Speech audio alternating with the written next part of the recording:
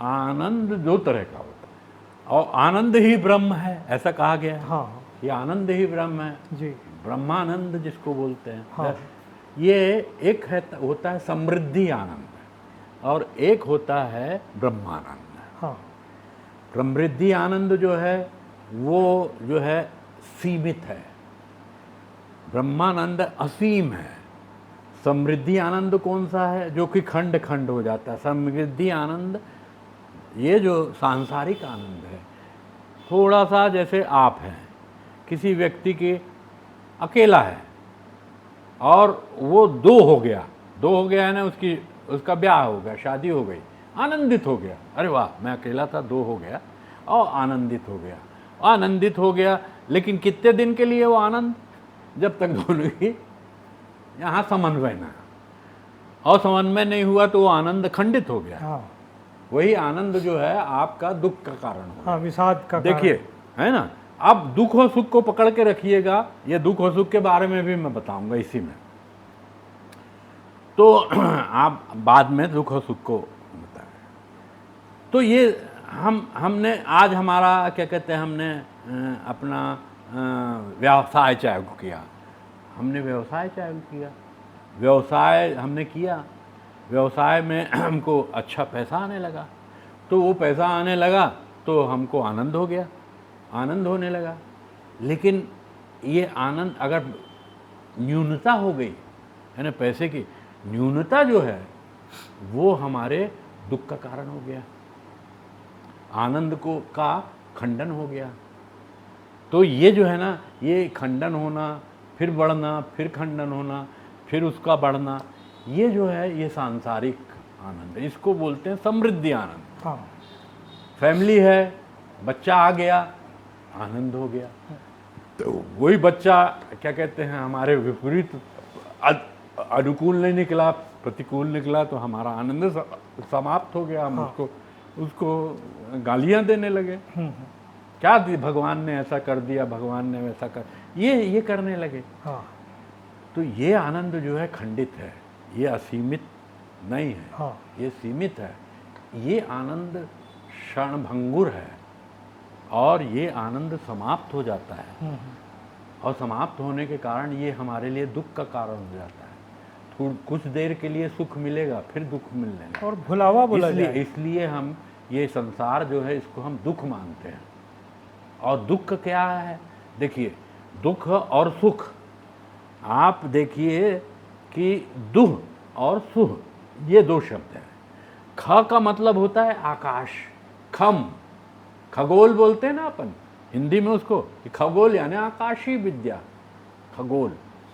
और दुख, ख यानी आकाश और सुख यानी आकाश, और आकाश का कोई अस्तित्व नहीं है। अपन आकाश को पकड़ तो सकते नहीं है ना हमको आकाश का मतलब स्पेस भय है, कोई घेरता तो है नहीं वो।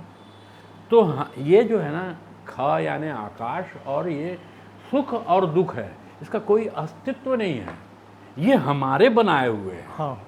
हमारा जो चेतन है या हमारी जो हमारा भाव है, ये भाव है, हम भाव बना लेते हैं, यानी कोई भी संवेदना उठी उसको हम भावना कर लेते हैं। तो ये दुख की भावना है और ये सुख की भावना है, इनका कोई अस्तित्व नहीं है।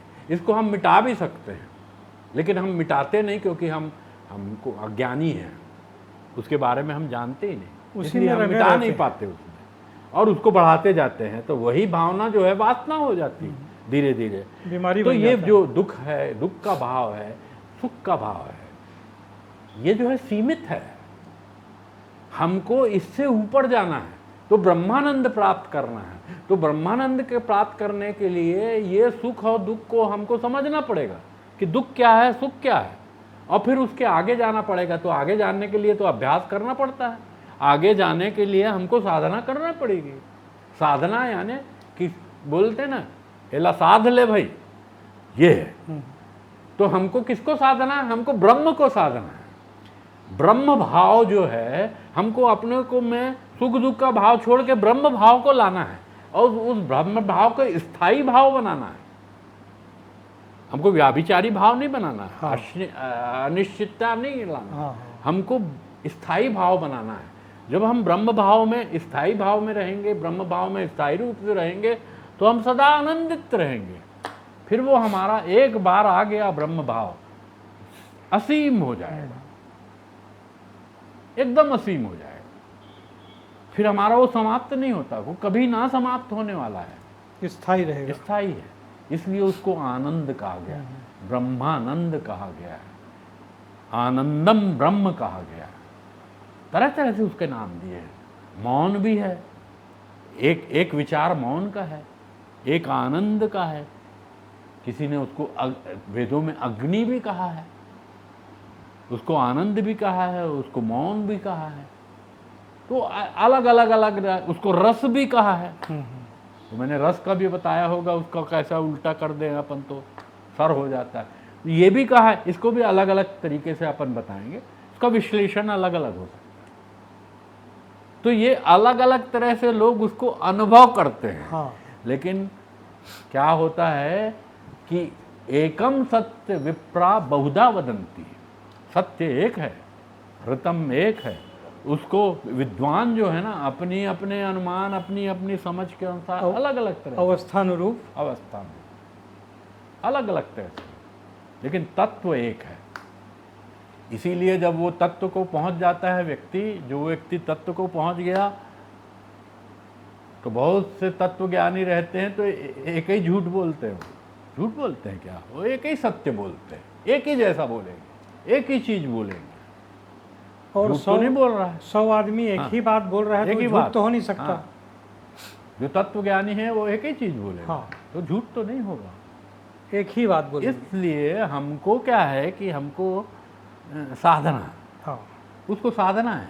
ईश्वर को भी साधा जाता है, ब्रह्म को भी साधा जाता है।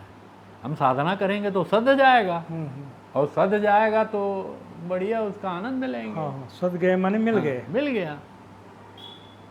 और वास्तव में मूल ध्येय यही होना। हाँ। और नीचे का जो है वो एक प्रकार से भुलावा है। अच्छा, गुरु जी एक बार प्रवचन में बड़ा सुंदर दृष्टांत दिए हैं। ये जो आपने कहा ना, ये जो विवाह हो गया तो कुछ दिन सामंजस्य रहा, असामंजस्य नहीं रहा, तो फिर विषाद में संतान हो गए, कुछ भौतिक कामनाएं हैं पूर्ण हो गई, तो कुछ देर के लिए, जैसे छोटा बच्चा होता है, खिलौना मिल गया, हाँ। कुछ देर के लिए भुला रहेगा, वो टूट गया खिलौना तो दुखित रहेगा, फिर नया मिल गया तो उसमें। तो गुरु जी बड़ा सुंदर प्रवचन का अंश है। कुछ मिल गया तो हंस दिए, कुछ खो गया तो रो दिए। मिल गया तो हंस दिए, खो गया तो रो दिए, मिल गया तो हंस दिए। ये हंसना भी रोना है, क्योंकि मन में भय बना रहता है कि कहीं ये खो ना जाए। तो ये हमारा भय दूर हो, कैसे दूर हो, इस पर हमको विचार करना चाहिए।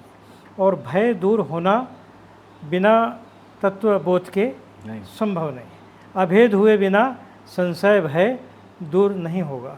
तो ऐसा बड़ा सुंदर गुरु जी दृष्टांत दिए थे। मैं जैसे बताया ना, तो ये भय जो है ना, हाँ, ये मिड ब्रेन और हाइंड ब्रेन, ये दोनों में भय रहता है। हाँ, वहाँ पे ज्ञानेंद्रियों से है, और यहाँ कर्म, नीचे हाइंड ब्रेन में कर्मेंद्रियों हाँ, से।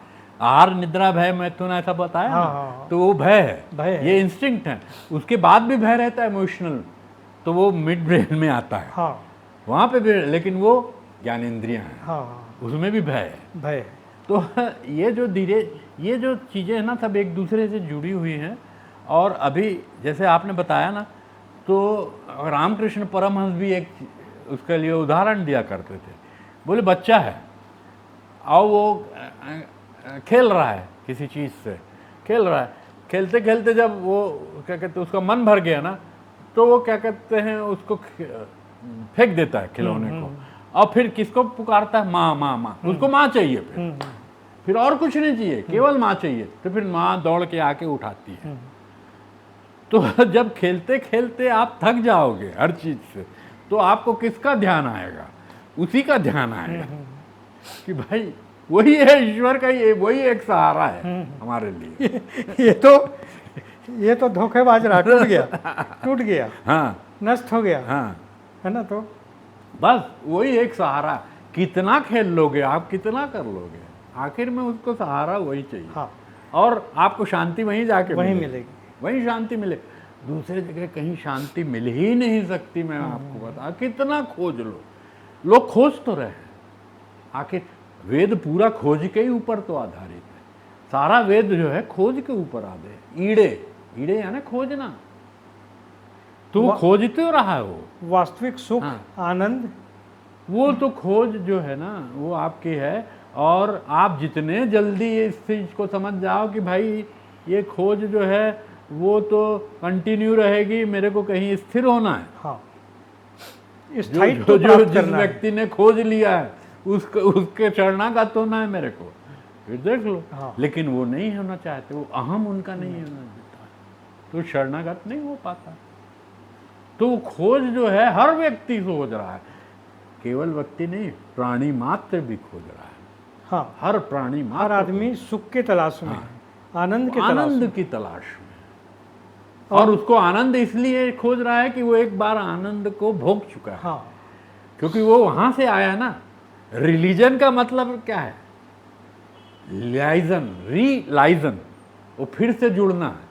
कहाँ से? जहाँ से आए हैं वहाँ से जुड़ना, वो रिलीजन है। तो हम उस आनंद से आए हैं, उसकी स्मृति हमारे अंदर है, उस आनंद की स्मृति हमारे अंदर है। उसको पाने बेचैन उसको है। फिर से पाना चाहते हैं हम ये नहीं सब जानते कि हमारे अंदर उसी की स्मृति है।